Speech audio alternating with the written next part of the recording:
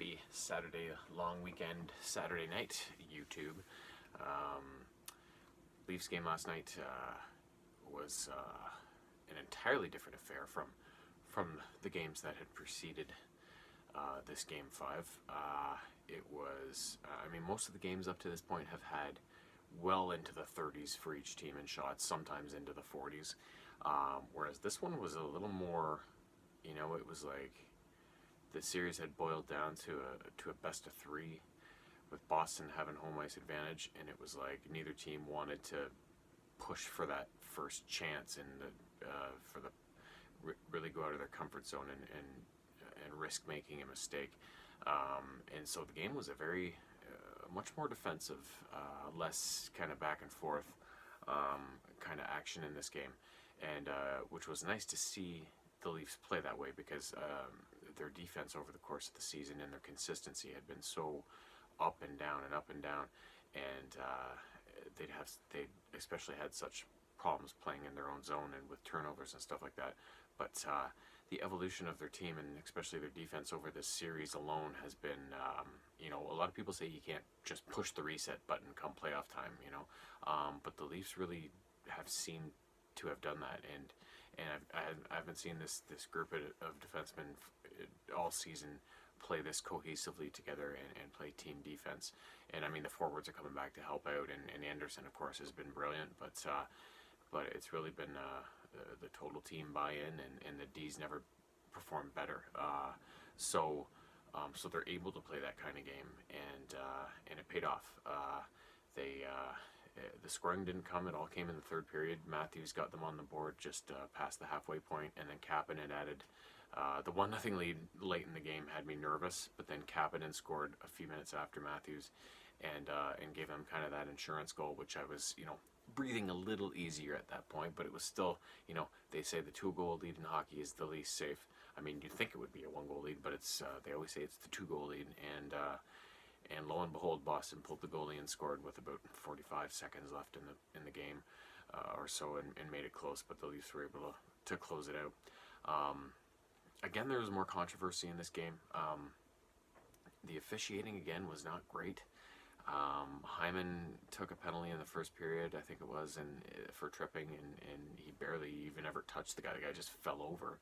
And then there was also kind of a chintzy hooking call on Marlowe, and then Marner got one for putting the puck over the boards, but to me it looked like he put it into the player's bench, which is fair game. Like, that's not a penalty, but and I thought that even if it goes over the glass, when it goes over the bench, it's fine. But maybe I'm mistaken on that. But to me, I was very confused on why that was called. In Boston, I'm not even sure if they got a penalty all game. If they did, they only got one or two. Like, it wasn't a lot. So I was unimpressed with that. Again, not as much as in past games, but still, it's like, come on. But the Leafs did get a break on Matthews' goal when there was a bit of goaltender interference with Hyman in front of the net, just a little bit, and it was determined by whoever determines that in Toronto or wherever it is, that it wasn't enough to call back the goal. So, and to be honest, the Leafs have been outplaying the Bruins for 90% of the series, and have been on the opposite end of pretty much all the breaks in this series so far. So, it was about time that they're due for more still. Like, in my opinion, this series should be over at this point. They should have won the last game, but in game 2 it was just a joke with the officiating in that. So it's about time they, were on the receiving end of a call for once. So yeah, it was a 2-1 defensive effort. Both goalies were good. The hitting was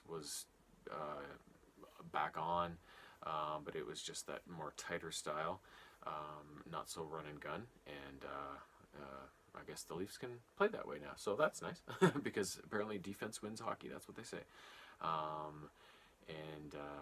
Yeah, so I can't wait to see what happens tomorrow afternoon. Unfortunately, it's a 3 o'clock game, which is, hockey in the afternoon is weird.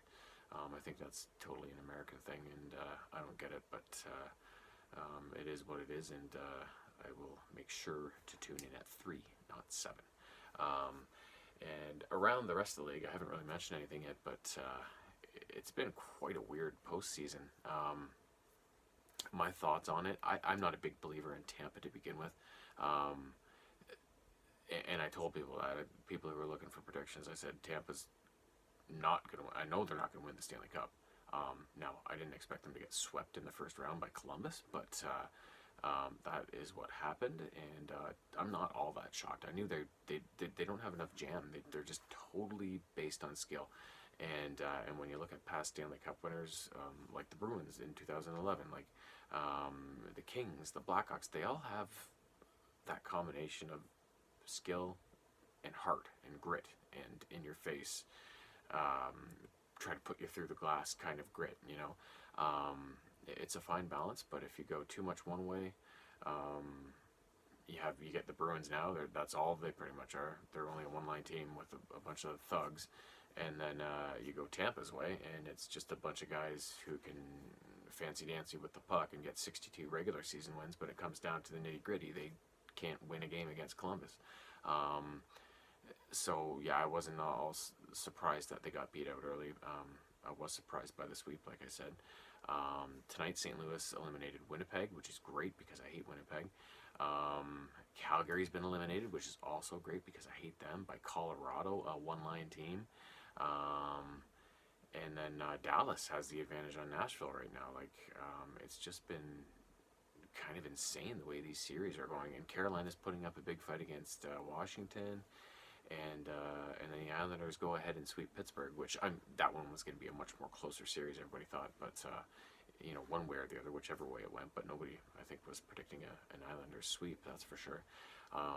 So, yeah, it's kind of like it's wide open right now. It's a crapshoot, which is kind of cool. It should be. I think I did the NHL bracket challenge for the playoffs, and it is already out the window. So, or at least a few of them are, anyways. So, but that's what makes. That's why they play the games, and that's why you know they just get into the playoffs. That's all you ask. Just get into the playoffs, and you never know what can happen. So, yeah. So hopefully the Leafs can close things out tomorrow and add their name to the list of the fortunate teams that get through to the second round. And we'll see. We'll see if they can do it. Until then, have a great rest of the Easter weekend, and we'll talk to you Monday morning.